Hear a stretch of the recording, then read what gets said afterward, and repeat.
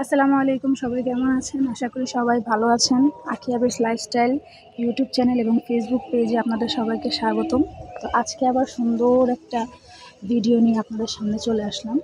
আজকে রান্না বান্না কী হবে সেটা দেখাবো। তো আগে আমাদের গাছে যে ড্রাগন ফুল, একটা গাছে মাশাআল্লাহ একসাথে 4টা ফুল ফুটছে। ইনশাআল্লাহ এই 4টা ফুল একসাথেই ফলে পরিণত হবে, একসাথে পাকবে। সবাইকে দেখাবো একসাথে যখন ছিড়বো তখন। তো চলেন আজকে রান্নাবান্নাগুলো দেখাই। আজকে ভুনা খিচুড়ি আর ডিম ভাজা করব। তো চলেন রান্নাগুলো দেখাই আপনাদের। তো রান্নার সামনে এসে পড়লাম। এই হচ্ছে ভাইরাল তেল। আমার মনে হয় যে কোনো কিছু ভাইরাল হোক না, তেল রান্নার ক্ষেত্রে তেল ভাইরাল। সবার আগে তেল। তো তেল গরম হইতে হইতে একে একে পেঁয়াজ বাটা, আদা বাটা, রসুন বাটা এগুলো দিয়ে দিব। হচ্ছে আদা বাটা দিলাম। আদা আর রসুন আমি একসাথে রাখি না, আদা রসুন আলাদা আলাদা রাখি। রসুনটা বেশি দিব, খিচুড়িতে আমার রসুন বেশি দিলে ভালো লাগে।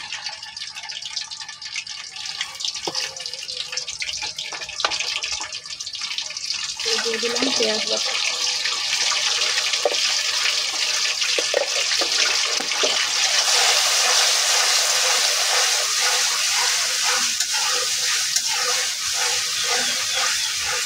এবার এর মধ্যে দিয়ে দিব দারচিনি, এলাচ, তেজপাতা,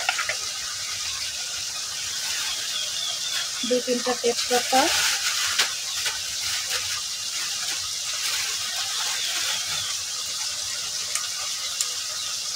দারচিনি,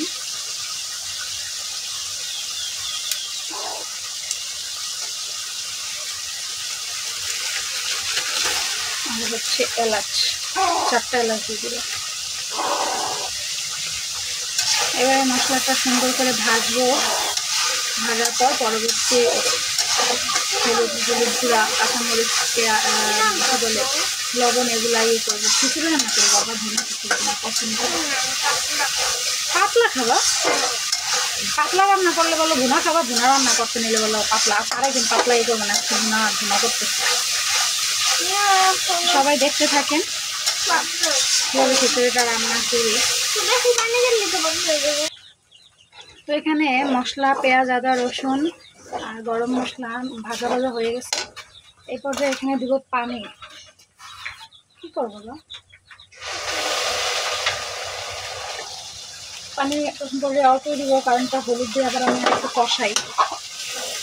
তো নেড়ে চেড়ে আগে যে কড়াইয়ের গায়ে যে মশলাটা লেগে গেছে ওটা উঠাই নেব। তো এই পর্যায়ে এখানে দিব হচ্ছে হলুদের গুঁড়া, 2 চামচ মতো হলুদের গুঁড়া দিব। এবার এই যে হালকা পানিটা আছে এটা দিয়ে সাথে হলুদের গুঁড়াটা আগে কষাবো। আর সাথে এর মধ্যে কাঁচামরিচ অ্যাড করবো, কারণ গুঁড়ামরিচের তরকারি আমরা খাই না। সব কিছুতেই কাঁচামরিচ, গুঁড়ামরিচ আমাদের ঘরে পাওয়া যায় না, আমরা খাই না, এই কারণে আনাও হয় না। এবার এখানে কাঁচামরিচ দিয়ে দিব 6টা কাঁচামরিচ, অনেকটা হয়ে যাবে। বেশি ঝাল দিব না, কারণ আবির খাবে এই জন্য। এছাড়াও আমি অতটা ঝাল খেতে পারি না, শুধু বাবা খায় ঝাল। আবির খাইতে পারে, আবির আর ওর বাবা ঝাল খাওয়া এক্সপার্ট, কিন্তু আমি খেতে পারি না। 6টা কাঁচামরিচ দিলাম এখানে গলে, এটাতে যা ঝাল হবে ওটা। আর খিচুড়ি আমার কাছে বেশি ঝাল ভালো লাগে না। একে তো খিচুড়ি বেশি মশলা, বেশি সব কিছু, ডাল চাল একসাথে, গ্যাস্ট্রিকের বাহার। আরও যদি বেশি ঝাল হয় এমনিতেই আমি গ্যাস্ট্রিকের রুগী, আরও শেষ। তো ওইটাকে ভাজা ভাজা করে নিব। তো এই পর্যায়ে এখানে মশলা অ্যাড করবো। এগুলো হচ্ছে নুডলসের মশলা, মিস্টার নুডলসের মশলা। ওই যে আবির অপারেশনের পরে চিকেন নুডলস খাওয়াইছে, মশলা দিই নেই। ওইগুলা কোথায় রাখতে পারবে, এত পথটা খাবে। এতে খিচুড়ি রান্নার স্বাদটা একটু ভালো লাগবে।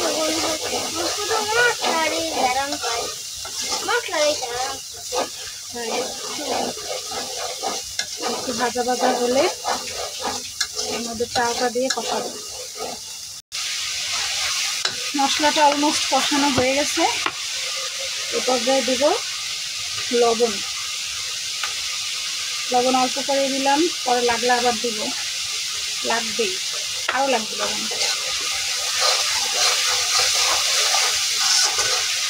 এই মশলাটা এবার এর মধ্যে দিয়ে দেবো চাল আর ডাল, আগে থেকে দিয়ে যাচ্ছি 1 কেজি পরিমাণ চাল।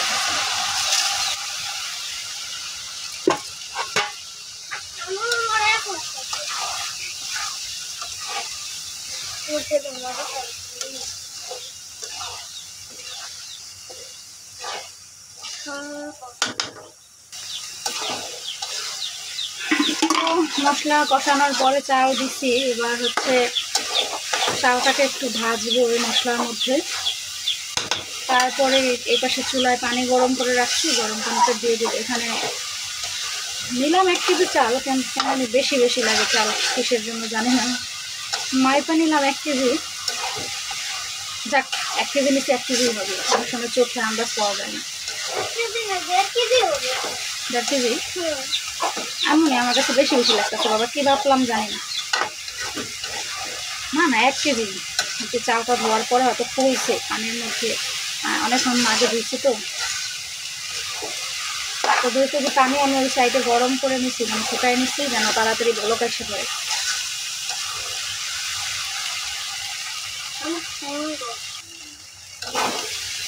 তো চালটা ভাজা ভাজা হয়েছে, নিচ থেকে লেগে লেগে আসতেছে।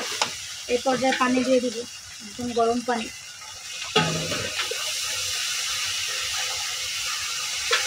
আমি এখানে আগে গরম পানি করে রাখছিলাম, তো ওইটাই দিয়ে দিতেছি। এখানে আড়াই লিটার পানি দিচ্ছি, ওই কষানো কষানো তো আমি গরম পানি দিচ্ছি।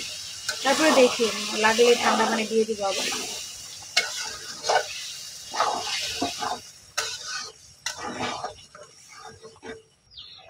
তো অফ ক্যামেরায় কড়াইটা পরিবর্তন করে নিছি, কড়াই থেকে এটার মধ্যে ঢেলে নিছি। কেন যেন আমার মনে হচ্ছিল যে আমি মানে চালটা পুরো ফোটার পরে এখানে লাগতে চাপতে পারবো না, এই জন্য কড়াই থেকে আর একটু বড় ইয়েতে নিলাম। এছাড়া আমি খিচুড়ি রান্না করার ক্ষেত্রে করি, আগে 10টা কড়াইয়ের মধ্যেই ভাজি, মশলাটা কষাই, তারপরে এগুলোতে ঢেলে দিই। কেমন যেন আমার মনে হয় যে এটার মধ্যে কষাইতে আমার অসুবিধা লাগে, এই জন্য। আজকে ওই নিয়ে ছিল না, কিন্তু পানি দেওয়ার পর মনে হচ্ছে যে ফুটবে, চালটাও কেমন যেন বেশি বেশি লাগতেছে, কি মাপলাম জানি না। যাই হোক, সবাই দেখতে থাকেন খিচুড়ির লাস্ট লুক। এবার পানিটা বলক আসলে ঢাকা দিয়ে দিব, ফোটার পর আবার আসতেছি আপনাদেরকে দেখানোর জন্য। তো খিচুড়িটা এই পর্যায়ে আছে এখন।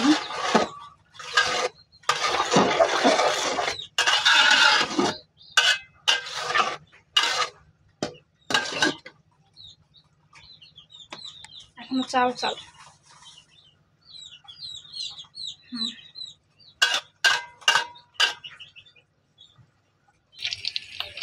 ওইদিকে খিচুড়ি হইতে হইতে এদিকে আমি পেঁয়াজ কেটে এই যে ডিম ভেজে নিব।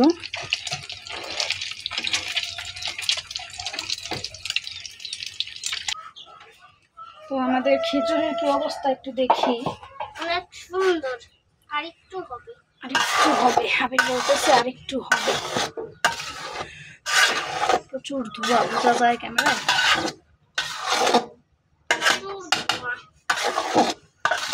আমরা তো ক্যামেরার দিকে তাকাইতাছি না, আমরা ইনশাআল্লাহ ঝরঝরে হবে। খিচুড়ি ফুটে গেছে, চালটা ফুটে গেছে, কিছুক্ষণ ঢাকা দিয়ে রাখবো। আর এইখানে যে 3 জনের জন্য 3টা ডিম ভাজি করে নিলাম, এই ফাঁকে ডিম ভাজাটা দিয়ে খাওয়া হবে। তো আবার আসতেছি একেবারে লাস্ট লুক নিয়ে, তারপরে একেবারে চালটা সম্পূর্ণ ফুটে গেলে আবার দেখাইতেছি। তো এখানে আমাদের খিচুড়িটা হয়ে গেছে, এবার এটারে নামায় ফেলবো, নামানোর পালা। তো রান্নাবান্না কমপ্লিট। এবার এই যে সকালের বিছানা এখন এই অবস্থা। এই যে অপরাধী 12টার আগে ঘুম থেকে ওঠে না, এই অপারেশনের দোহাই দিয়ে মানে ভালো ঘুমাইতেছে। রাত 12টায় ঘুমায়, সকাল 12টায়, দুপুর 12টায় ওঠে। এখন এই বিছানা গোছাবো, বাইরে এই যে পরিবেশ, বৃষ্টিতে সব কিছু এলোমেলো। রান্নাবান্নার পরে যা যা ধোয়া রয়েছে ওই ধোয়া টোয়াগুলো করবো, গোসল করবো, নামাজ পড়বো। তো আজকে এতটুকুই।